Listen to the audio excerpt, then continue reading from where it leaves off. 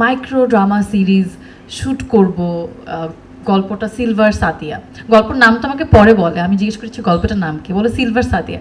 বললাম কি সিলভার, মানে সিলভার সাদিয়া, মানে আমার কাছে অনেক স্পেশাল, কারণ আমার নাম সাদিয়া, তার সাথে আমার প্রজেক্টের সাথে আমার নাম মিল, এটা আরও বেশি স্পেশাল মনে হয় যে এটা আমার জন্যই, কাজটা আমার। সো ওই ওনারশিপ নিয়ে কাজটা শুরু করেছি, কাজটা করেছি, পুরো টিমের সাপোর্ট। ডিরেক্টরের প্রথম ফিকশন এটা, উনি বিজ্ঞাপন নির্মাতা মিরাজ ভাই, তো তার ফার্স্ট ফিকশন। আমি জানি যে প্রথম যারা কাজ করে ডিরেক্টর বা আর্টিস্ট, আমরা প্রথম কাজগুলোতে অনেক বেশি কি বলে কোঅপারেট করি, অনেক বেশি শ্রম দেই, পরবর্তীতেও দেই, বাট প্রথম কাজের একটা অন্যরকম অনুভূতি থাকে। এই কাজেও তেমন।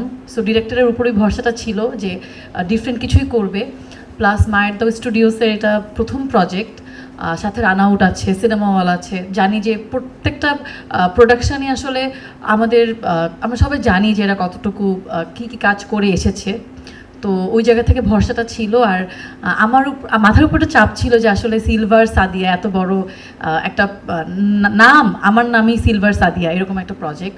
সো খুব ভালো মতো করতে হবে। আর আমার জন্য একদম ডিফারেন্ট একটা ক্যারেক্টার। আমি আসলে কখনো, আমি আমার পুরো লাইফ টাইমে কখনো গেম খেলিনি। আমি জানি আমার বয়সী আমার অনেক ফ্রেন্ডরা পাবজি খেলে, আরও অনেক মোবাইল অনেক গেমস আছে ওরা খেলে।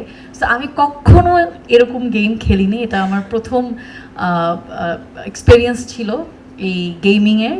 তার সাথে আমার খুব ইচ্ছা ছিল যে আমি কোনো একটা ক্যারেক্টার করব, এরকম হিজাব পরে একদম ডিফারেন্ট একটা ক্যারেক্টার করার খুব ইচ্ছা ছিল। তো এই ক্যারেক্টারটা আমি করতে পেরেছি।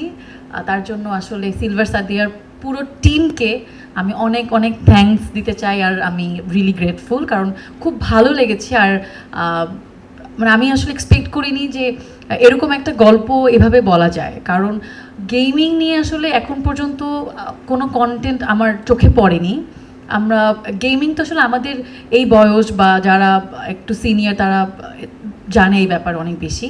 সো যেহেতু আমার খুব এক্সপিরিয়েন্স ছিল না, আমি কনফিউজ ছিলাম আসলে এটা কেমন হবে। গেমিং নিয়ে করতে গিয়ে যদি গেমটাকে ঠিকমতো বা গেমের এই প্লটটাকে ঠিকমতো তুলে না আনা যায়, তাহলে তো আসলে এটার এই সিলভার সাদিয়া বা এই পুরো গেমিং প্লটের কোনো মানে হবে না। তো কিন্তু আসলে আমি দেখে খুব সারপ্রাইজড, পুরো কাজটাতে যেভাবে গেমটাকেও তুলে আনা হয়েছে, আবার ফ্যামিলি যে বন্ডিংটা, মায়ের সাথে মেয়ের বন্ডিং, বাবার সাথে মেয়ের বন্ডিং, সব কিছু মিলিয়ে কাজে শুরু থেকে এই পর্যন্ত এসে দেখলাম এক্সপিরিয়েন্স চমৎকার। আমার খুব ভালো লেগেছে।